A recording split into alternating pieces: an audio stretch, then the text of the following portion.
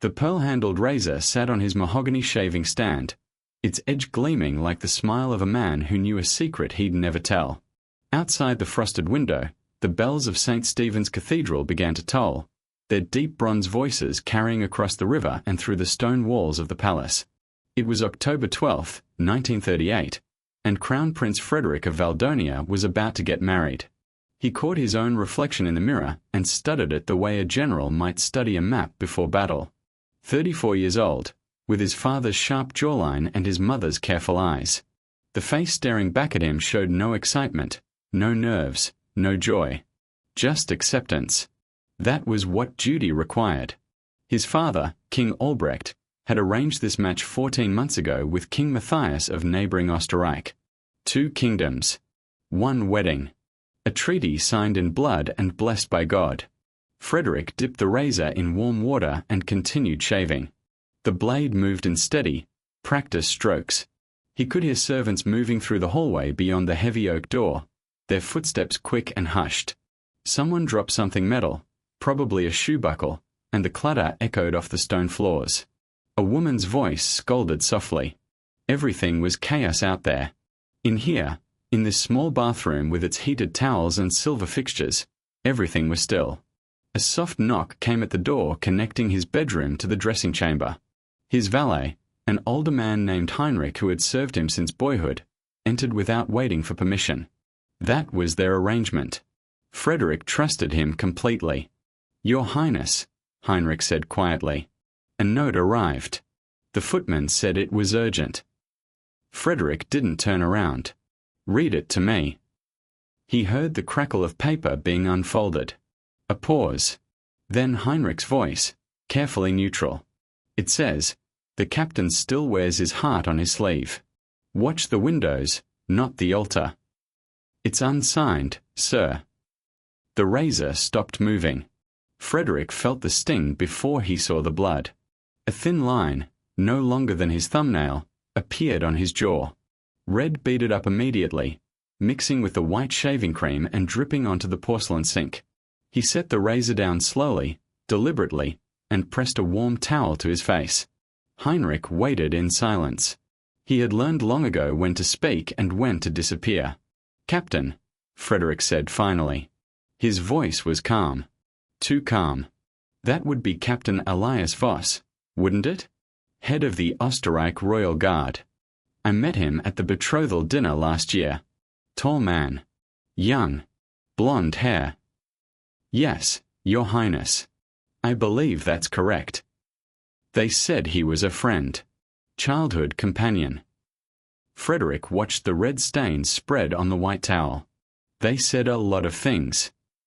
Heinrich said nothing. He didn't need to. The silence in the room said everything. Frederick rinsed his face with cold water, dabbed it dry with a fresh towel, and examined the cut in the mirror. Small. Barely noticeable. He could cover it with powder if he wanted to. He decided he wouldn't. Let them see. Let them all see that their prince was human enough to bleed. The morning moved forward after that because mornings always do. Frederick dressed in his formal uniform, dark blue with gold braiding, medals pinned precisely over his heart, white gloves that felt like a second skin. His boots had been polished until they reflected the candlelight like dark water.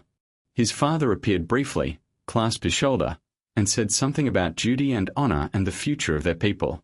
Frederick nodded at the appropriate moments and felt nothing. The carriage ride to the cathedral took 12 minutes. Crowds lined the streets, their breath forming small clouds in the October air. Women waved handkerchiefs. Children held tiny flags. An old man with a missing tooth shouted, "God bless the prince," and Frederick raised his gloved hand in acknowledgement. He smiled. It reached his mouth but not his eyes. The cathedral loomed ahead, 5 centuries of stone and stained glass and human hope. Its spires pierced the grey sky like fingers reaching for something just out of grasp. Frederick stepped out of the carriage and the crowd's roar swelled, then faded as he climbed the steps. Organ music spilled through the massive doors. Inside, 600 guests waited. Outside, the rest of his kingdom held its breath. He took his position at the altar and waited. Princess Catherine of Austereich entered on her father's arm precisely at 11 o'clock. She wore ivory silk that caught the light from the rose window and scattered it like morning frost. Her dark hair was pinned up with pearls, her mother's pearls, Frederick knew, because the negotiations had included a detailed inventory of every item that would cross the border with her. She was 26 years old. She was beautiful.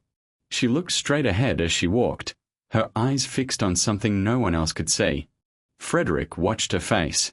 He watched her hands, folded carefully around a bouquet of white roses.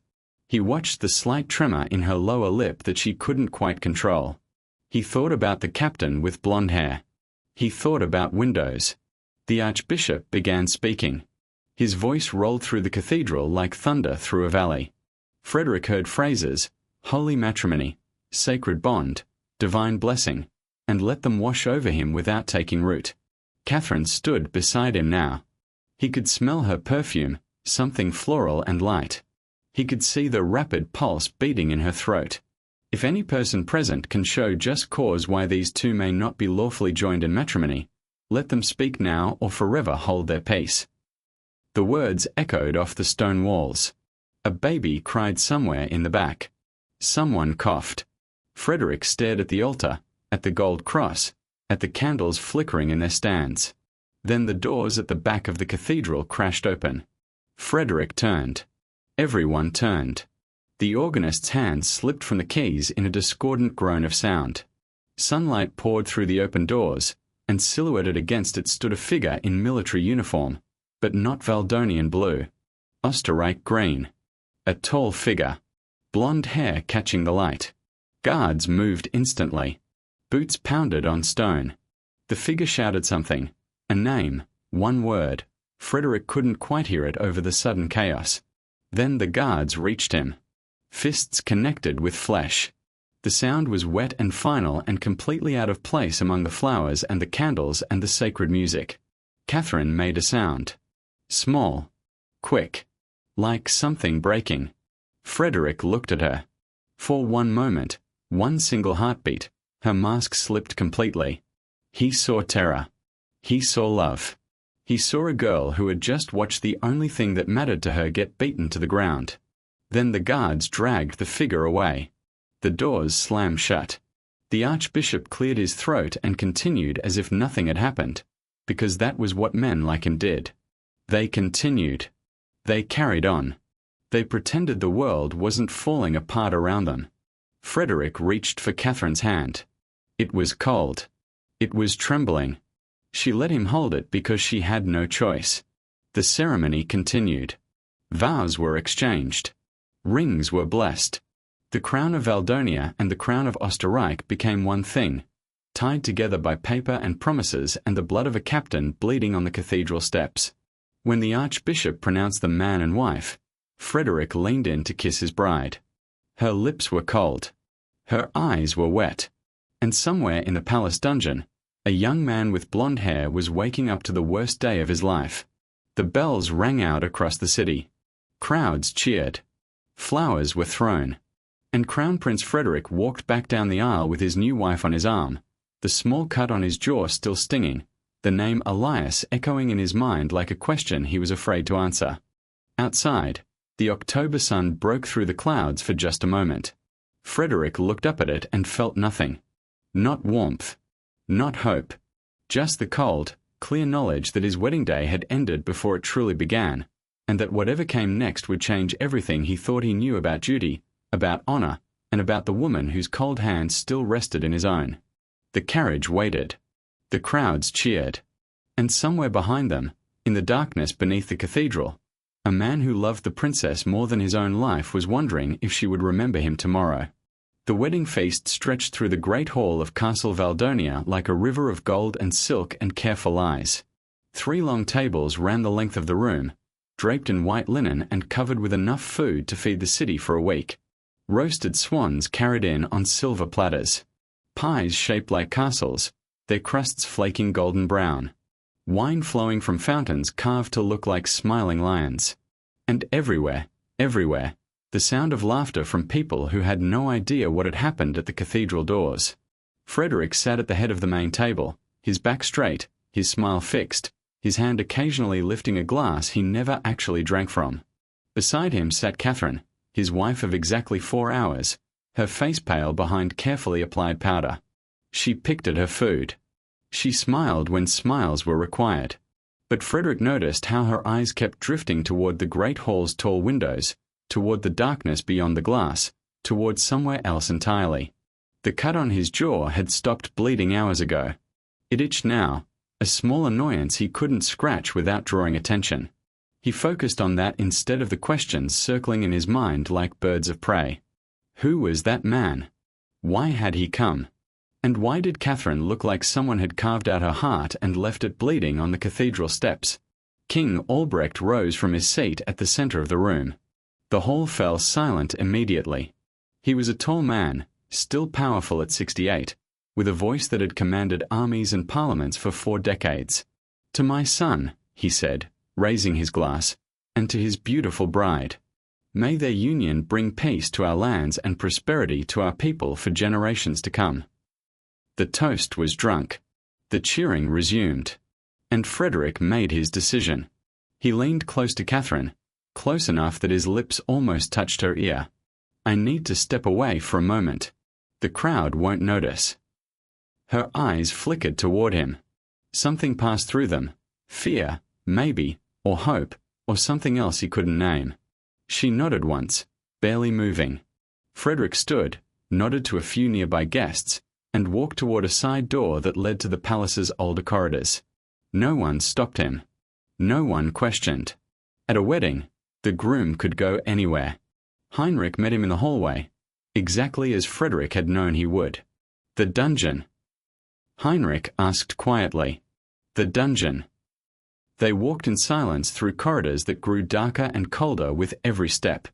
The wedding sounds faded behind them, the laughter, the music, the clinking of glasses, replaced by the echo of their own footsteps on ancient stone. Torches flickered in iron brackets. The air smelled of damp and age and something else, something metallic that Frederick tried not to think about.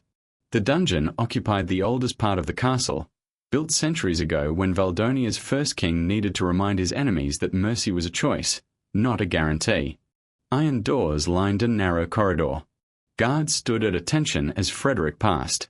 He ignored them. "Which cell?" he asked. "Number 7, Your Highness. The last one on the left." Frederick stopped walking. "Leave us. All of you. Wait at the far end of the corridor where you can't hear anything." The guards exchanged glances. Heinrich opened his mouth to protest. "That was not a request," Frederick said quietly. They left. Heinrich last, his face troubled but his feet obedient. Frederick waited until their footsteps faded completely before he turned to the iron door, lifted the heavy latch, and stepped inside. The cell was small. Stone walls. Stone floor. A single torch in a bracket near the door. And on a low bench against the far wall, a young man sat with his hands resting on his knees, his head lifted, his blue eyes watching Frederick with an expression that held no fear at all. Captain Elias Voss was maybe 30 years old. His blonde hair was matted with blood from a cut on his scalp. His lip was split and swollen. One eye had started to purple at the corner. But he sat straight-backed on that bench like he was waiting for an audience, not an execution.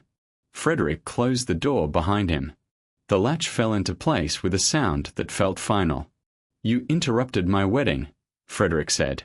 Elias smiled. It was a small thing, barely there, but it reached his eyes. "I wasn't trying to interrupt. I was trying to stop it." "Stop it." Frederick heard his own voice, flat and calm. Stop a wedding between 2 kingdoms. Between 2 royal houses. Between a prince and a princess who were promised to each other 14 months ago by kings and councils and everyone who matters in both our lands. You thought you could just stop it. "I thought I could try." Elias shifted on the bench. His breathing was shallow, probably cracked ribs, Frederick guessed. "I thought she deserved to have someone try." Frederick studied him. The man was handsome, even beaten. There was something in his face that Frederick recognized but couldn't name. Certainty, maybe. Or peace. the look of someone who knew exactly who he was and what he believed. "You love her," Frederick said. It wasn't a question. Elias met his eyes. "With everything I am. With everything I'll ever be. Since we were children playing in the castle gardens. Since she fell out of a tree and I carried her to the physician. Since she held my hand at her mother's funeral and told me I was the only one who made her feel less alone." The words landed like stones in still water. Frederick felt the ripples spreading through him, through everything he thought he understood about this day, this marriage, this woman who wore his ring. "She used you," Frederick said. "She came here. She married me. She left you behind." Elias laughed. It was a broken sound, rough with pain, but genuine. "You really believe that? She didn't leave me behind, Your Highness. She was pushed. Her father threatened to have me executed if she didn't go through with this marriage. Threatened my family. Threatened everyone I love. She chose to save us. She chose to sacrifice herself so that people she loved could live." Frederick felt the floor shift beneath him. Not literally, the stones were solid as ever, but something inside him tilted, realigned, became something else. "Tell me everything," Frederick said quietly. "Tell me all of it. The truth will keep you alive tonight." Elias studied him for a long moment, assessing, deciding. Finally he nodded. "Your kingdom is going to war," he said. "Not with mine. With the Northern Alliance. They've been massing troops at your border for 6 months. You know this. Everyone knows this." Frederick nodded. It was true. Valdonia faced an enemy to the north, one that outnumbered them and outsupplied them. The alliance with Austereich was supposed to change that. "The Northern Alliance approached my king 6 months ago," Elias continued. "They offered him a deal. Stay neutral, let them march through a small corner of his land to flank your forces, and they'd reward him with 3 of your wealthiest provinces once the war was over." Frederick's hands curled into fists at his sides. He agreed. He agreed. Elias met his eyes without flinching. The marriage was a distraction. A way to keep you focused on building an alliance while the real betrayal happened right under your nose. Catherine wasn't part of the plan. She was supposed to be the bait. Marry you, keep you happy, keep you busy. Meanwhile, her father's generals were meeting with northern commanders in secret, planning how to divide your kingdom once you fell. The silence in that small cell felt heavy enough to crush stone. "Catherine found out," Elias said softly. 3 weeks ago. She came to me in tears, told me everything, begged me to help her find a way to warn you without getting us both killed. I told her I'd come here. I told her I'd find a way to stop the wedding, to tell you the truth, to do something. She said no. She begged me not to. She said she couldn't lose me too." Frederick thought about Catherine's face at the altar. The distant eyes. The trembling lip. The way she'd looked at nothing and everything all at once. "She thought you were going to die," Frederick said slowly. "She thought if you came here, I'd have you killed. She thought I'd rather die than watch her marry someone else while she carried this weight alone." Elias leaned forward, wincing at the pain in his ribs. "Your Highness, I didn't come here to fight you. I didn't come here to steal your bride. I came here because someone needed to tell you the truth before it was too late. Before your kingdom burns and everyone you love dies in a war that was never supposed to happen." Frederick stood motionless for a long moment. Then he turned, lifted the latch on the door, and stepped into the corridor. Heinrich appeared immediately, worry etched on his familiar face. "Your Highness? Is everything? Is there a secure location outside the castle? Somewhere no one would think to look for a prisoner?" Heinrich blinked. "The old hunting lodge in the eastern woods. It's been empty for years. Move him there tonight. No one sees. No one knows. Tell the guards this man was transferred to the capital prison in the morning. Spread that story yourself. Understood?" "Yes, Your Highness." Heinrich didn't question. He never did. Frederick walked back through the dark corridors, up stone steps, past torches, and tapestries and guards who bowed as he passed. The wedding sounds grew louder with every step. Laughter. Music. The endless celebration of a union built on lies. He reached the great hall's side entrance and paused. Through the crack in the door, he could see Catherine still sitting at the head table, still smiling her careful smile, still playing her part in a drama she'd never wanted to be part of. She looked small from here. Small and alone and terrified. Frederick pushed open the door and walked back into the light. Catherine's eyes found him immediately. Something passed between them, a question, a hope, a fear. He walked to his seat, sat down beside her, and reached for her hand under the table. She flinched at his touch.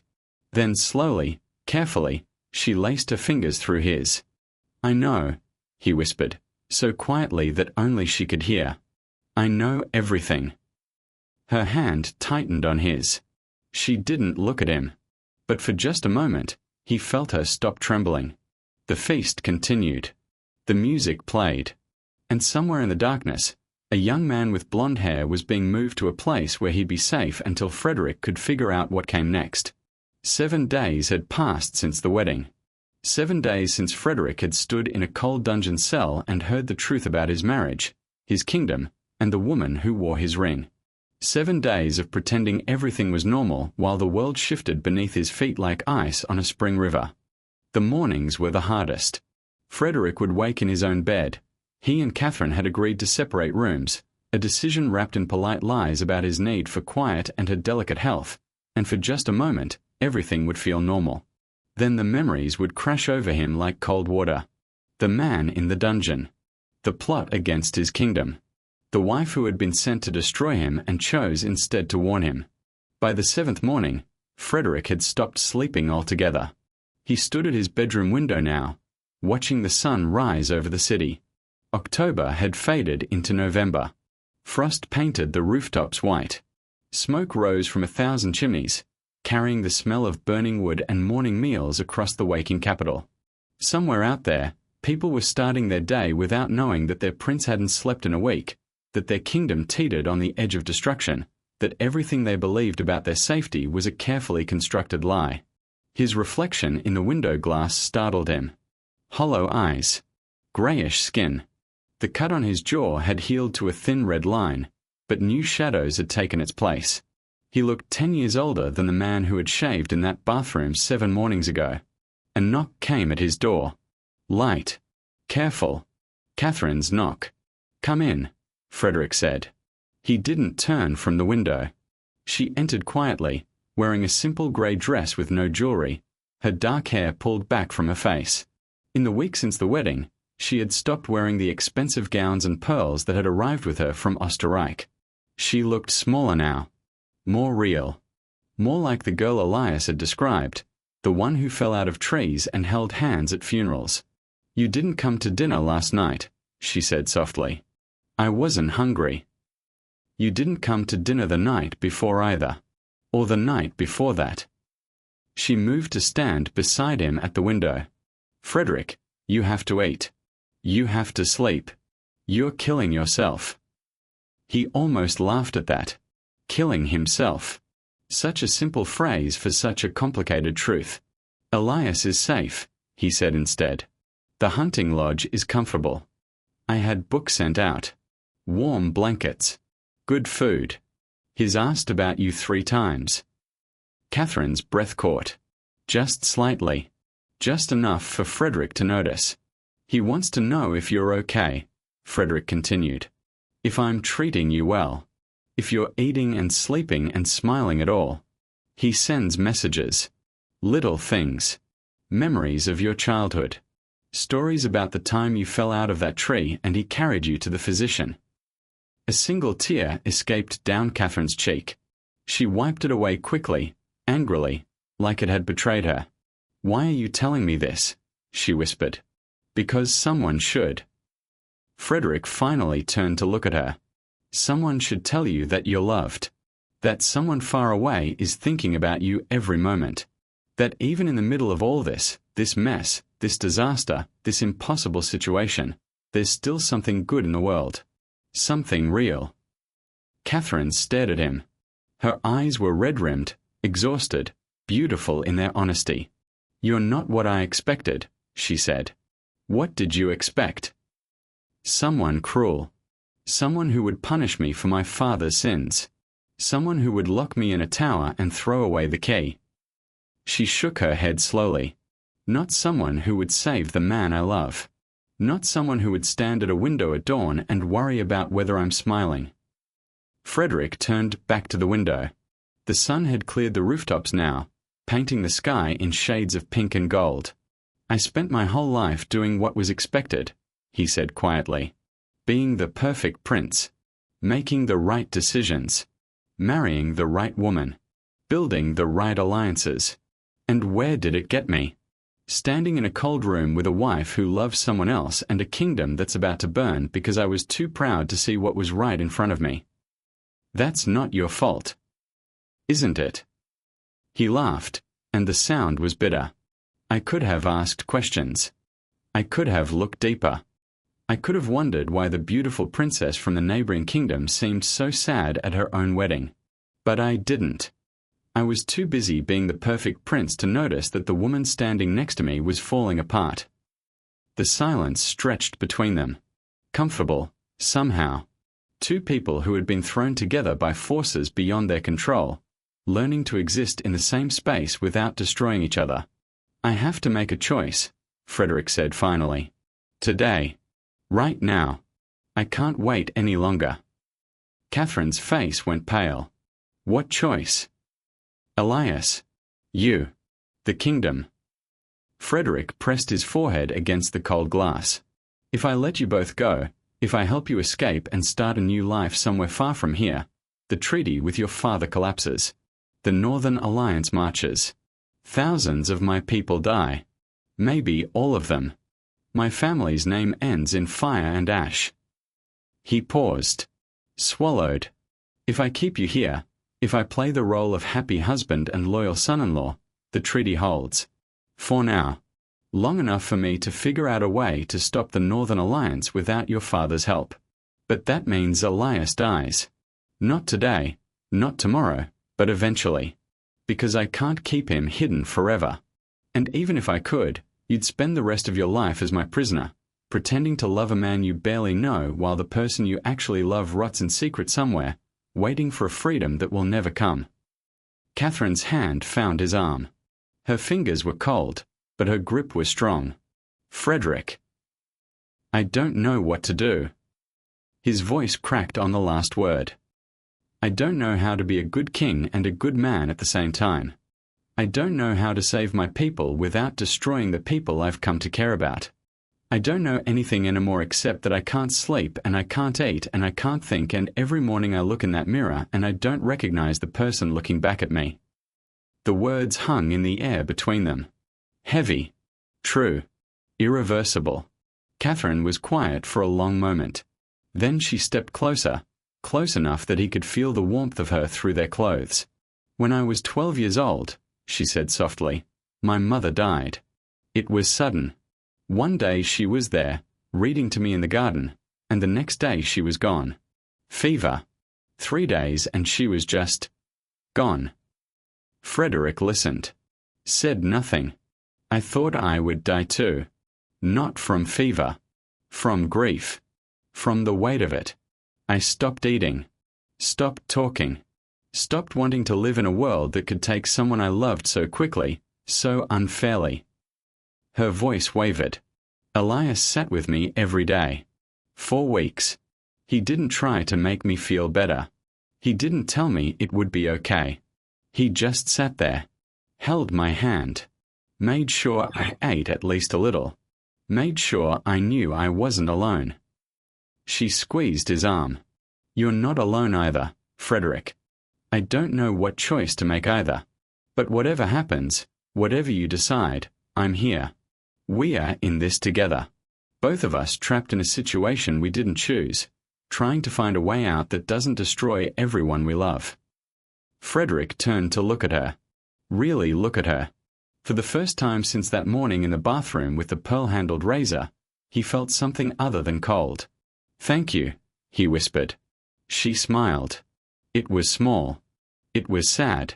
But it was real. They stood together at the window, watching the sun climb higher over the city. Somewhere out there, a young man with blonde hair was waking up in a hunting lodge, wondering if today would be the day he saw her again. Somewhere out there, armies were massing and kings were scheming, and the future of two kingdoms hung in the balance. And in a quiet bedroom at the top of the castle, a prince and a princess who had been forced into marriage by politics and lies held onto each other and waited for an answer that refused to come. The clock on the mantel struck 8. Frederick straightened his shoulders. Catherine let go of his arm. "Whatever you decide," she said quietly, "I'll stand by you. Not as your wife. Not as your prisoner. As your friend. As someone who knows what it's like to carry a weight too heavy for one person to bear." Frederick nodded. He couldn't speak. His throat was too full of everything he couldn't say. She left quietly, the door clicking shut behind her. And Frederick stood alone in the growing light, staring at nothing, thinking about duty and love and the impossible space between them. And then Frederick realized his duty to his crown was a lie. It had never been about protecting his people. Not really. It had been about fear. Fear of looking weak. Fear of failing his father. Fear of being the king who lost everything because he couldn't make the hard choices. But protecting his people didn't mean sacrificing everyone else on the altar of his pride. Protecting his people meant finding another way. A better way. A way that didn't require Catherine's tears or Elias's blood. He didn't know what that way looked like yet. But for the first time in 7 days, he felt something stir in his chest that might have been hope. Dawn broke cold and clear on November 19th, 1938. Frederick stood at the same window where he'd spent so many sleepless mornings, but something was different now. His shoulders were straight. His eyes were clear. In his hand, he held a document he'd been writing for 3 days straight, pausing only to eat and sleep just enough to keep working. The plan was dangerous. The plan was brilliant. The plan was probably crazy. He smiled at his reflection. For the first time in weeks, he recognized the man looking back. Catherine found him in the study an hour later, surrounded by maps and letters and half-empty coffee cups.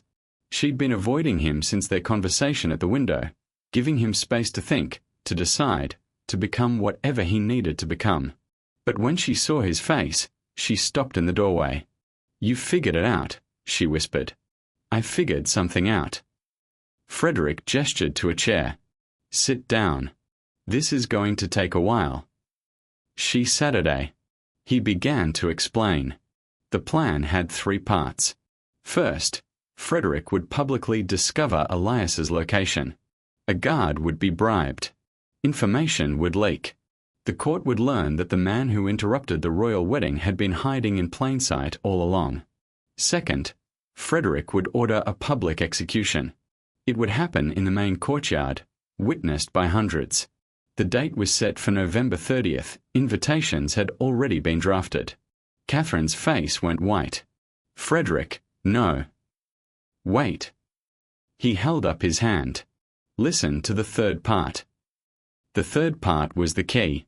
While everyone watched the courtyard, while the entire kingdom focused on the execution of the man who had dared to love a princess, something else would happen far away. Frederick's most trusted regiment, disguised as Northern Alliance scouts, would arrive at the capital of Austereich. They wouldn't attack. They wouldn't threaten. They would simply be seen. King Matthias would panic. He would assume the Northern Alliance had betrayed him, had sent soldiers to his capital instead of to Valdonia's border. He would scramble to protect his own city, pulling his forces back from the secret positions they'd established for the invasion. And in the confusion, the Real Northern Alliance would find themselves alone, facing a Valdonian army that was no longer trapped between 2 enemies. "It's a bluff," Catherine said slowly. "A huge, dangerous, crazy bluff. It's the only move we have." Frederick leaned forward. "Your father thinks he's playing chess. He thinks I'm just another piece on the board, moving where I'm supposed to move. He never expected me to see the whole board. He never expected me to play my own game." Catherine was quiet for a long moment. Then she met his eyes. "What about Elias?" The execution will be fake. A soldier will take his place. Someone who volunteered for this, who knows the risks, who believes in what we are trying to do. Elias will be moved during the chaos. By the time anyone realizes the body in the courtyard isn't him, he'll be across the border and on his way to a new life. A new life where? Frederick smiled. I was thinking Switzerland. Neutral ground. Beautiful mountains. Good place to start over. Catherine's eyes filled with tears. But she was smiling too. You're really going to do this, she said. You're really going to save him. Save us. Save everyone. I'm going to try. Frederick stood and walked to the window. It might not work. The bluff might fail. Your father might see through it. The Northern Alliance might attack anyway. Thousands of people could die because I decided to be clever instead of safe. He turned back to face her. But I can't be the king who wins by letting innocent people suffer. I can't be the man who looks in the mirror and sees someone who sacrificed love for power.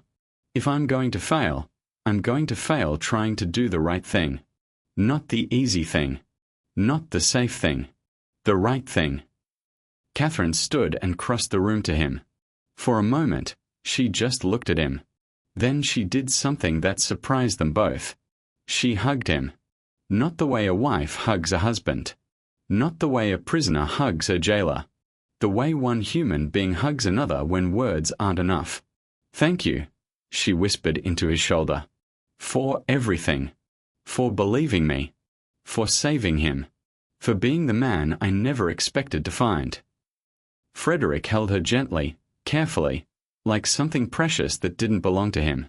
You deserved better, he said quietly. Both of you. If I could go back and change everything, if I could undo this marriage, undo the politics, undo the lies, I would. But I can't. All I can do is try to make the future better than the past. She pulled back and wiped her eyes. When do we start? Now. Today. There's no time to waste. The next 10 days were chaos. Frederick worked 18 hours a day, meeting with generals, bribing officials, writing letters that would never be sent. Catherine played her part perfectly, appearing in public with red-rimmed eyes and a trembling lip, the picture of a wife terrified for her husband's sanity. The court whispered about the prince's strange behavior, about the princess's obvious distress, about the upcoming execution that everyone was talking about. Elias, still safe at the hunting lodge, was told the plan through a series of coded messages. His response came back in 3 words, I'll be ready. November 30th arrived cold and grey. Snow had fallen overnight, blanketing the castle courtyard in white. By mid-morning, hundreds of people had gathered, nobles in their finest clothes, commoners pressing against the ropes, even a few children held up on shoulders to see. Fires burned in iron braziers, their smoke rising into the still air. Frederick stood on a raised platform, dressed in his formal uniform, his face carved from stone. Beside him sat Catherine, her hands folded in her lap, her eyes fixed on nothing. She looked pale. She looked broken. She looked exactly like a woman about to watch her lover die. The prisoner was brought out in chains. He wore a hood, so no one could see his face. His clothes were the same ones Elias had worn at the wedding. He walked with the same proud bearing, the same refusal to bow. The crowd murmured and pressed closer. Frederick's heart hammered against his ribs. This was the moment. This was where everything could fall apart. He raised his hand. The executioner stepped forward, axe gleaming in the pale winter light. And then, from the back of the crowd, a messenger burst through. He was covered in mud. His horse must have been ridden to death. His face was pale, his eyes wild, his uniform stained with sweat and something that might have been blood. He pushed through the crowd, shouting, waving a letter above his head. Your Highness! Your Highness! Urgent news from the north. Every head turned. Every voice fell silent. Frederick's hand dropped. The executioner stepped back. The prisoner stood motionless, hood still in place. The messenger reached the platform and fell to his knees, gasping for breath. The Northern Alliance, Your Highness. They've crossed the border. 3 days ago. Our scouts just spotted them. They're marching south. They'll be at the capital in a week. The words landed like bombs. Chaos erupted. Nobles shouted. Commoners screamed. Mothers grabbed their children and pushed toward the gates. Soldiers looked to their officers for orders they didn't have. And through it all, Frederick stood motionless, his face frozen in an expression of shock that was only partly fake. The Northern Alliance had crossed early. His bluff hadn't just failed, it had backfired completely. His best regiment was in Austereich, pretending to be the enemy, while the real enemy was marching toward his undefended capital. Catherine's hand found his. Her grip was iron. "Frederick," she whispered, so quietly that only he could hear. "What do we do?" He looked at her. He looked at the hooded prisoner, still waiting on the scaffold. He looked at the crowd, surging and screaming and falling apart. And then, in the distance, he heard it. Cannon fire. Low. Rumbling. Coming from the north. The war had begun. The pearl-handled razor sat on the mahogany shaving stand, exactly where it had always Saturday. But nothing else was the same. February 15th, 1939. 4 months since the wedding. 3 months since the war began. 2 months since the fighting ended. 1 month since the peace treaty had been signed in a tent on a frozen battlefield, with both sides too exhausted to keep killing each other. Frederick picked up the razor and turned it over in his hands. The pearl handle was dull now, covered in a fine layer of dust. A dark rust spot had bloomed near the base, spreading like a bruise. He couldn't remember the last time he'd shaved. Couldn't remember the last time he'd cared about how he looked. The castle was cold. Not from neglect, the servants still worked, the fire still burned, but from something deeper. Something that had nothing to do with temperature. The war had carved its way through these halls, through these people, through everyone who had survived it. They were all still here. They were all still breathing. But none of them were the same. Frederick set the razor down and walked to the window. The city below was rebuilding. He could see the scaffolding going up around damaged buildings, the carts carrying supplies through cleared streets, the people moving with purpose if not with joy. The Northern Alliance had never reached the capital. His regiment, trapped in Austereich when the invasion began, had fought their way back across the border in a desperate 3-week campaign that had become the stuff of legend. King Matthias, caught between his betrayal and his fear, had finally committed his forces to Valdonia's defense, not out of loyalty, but out of survival. If the Northern Alliance won, they would come for him next. Strange how war made allies of enemies. Strange how survival forced people to choose sides they never expected to choose. A soft sound behind him. Footsteps. Familiar now in a way they hadn't been 4 months ago. Catherine entered without knocking. She never knocked anymore. Somewhere in the chaos of the past months, they had moved past formalities, past protocols, past all the rules that had once defined their lives. She wore a simple wool dress, practical and warm. Her hair was pulled back carelessly. There were new lines around her eyes, new shadows beneath them. She looked older than 27. They both did. "The men from the eastern villages are here," she said quietly. "They want to thank you. For sending food. For rebuilding their homes." Frederick shook his head. "I didn't rebuild their homes. They rebuilt their homes. I just made sure they had lumber and nails." "You could have used that lumber for the castle repairs. You could have used those nails for anything. But you sent them to people who had nothing." Catherine moved to stand beside him at the window. "That's why they want to thank you. Not because you saved them. Because you saw them." He didn't answer. He couldn't. The words got stuck somewhere in his throat, tangled with all the other words he'd never learned to say. They stood together in silence, watching the city breathe below them. 3 months of war had changed everything. Frederick had led soldiers into battle for the first time in his life. He'd held men while they died. He'd made choices that haunted his dreams. He'd learned that being a king meant nothing compared to being human. And somewhere in all of that, something unexpected had happened. He'd stopped seeing Catherine as a prisoner, stopped seeing her as a problem to solve. She'd become something else entirely. A partner, a friend, the only person in the world who truly understood what he'd been through, what he'd lost, what he'd become. She'd fought too. Not with a sword. She'd spent the war in the castle, organizing supplies, calming frightened children, writing letters to families who'd lost someone. But in her own way, she'd been as brave as any soldier on the battlefield. "What will you do now?" Frederick asked. "The war is over. The treaty is signed. You could go home. Back to Austereich. Back to your father." Catherine was quiet for a long moment. Then she said, "My father doesn't want me back. I knew too much. I saw too much. I chose you instead of him." A small, sad smile touched her lips.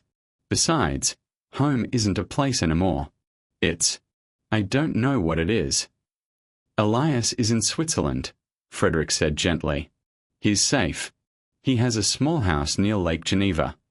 I get reports every month. He's doing well. He asks about you." She nodded slowly. "I know. He writes to me. Long letters about the mountains and the lake and the peace is found there." She paused. "He wants me to join him." Frederick's heart did something complicated in his chest. He kept his face still. "You should go. You should be with him. That's what love is supposed to look like. Two people choosing each other, no matter what stands in their way." Catherine turned to face him fully. Her eyes were wet, but she was smiling. "Frederick, look at me." He looked. "You saved him. You saved me. You saved this city, this kingdom, everyone in it. You could have taken the easy path. You could have let him die, kept me as your prisoner, played the role everyone expected you to play. But you didn't. You chose something harder. You chose something better.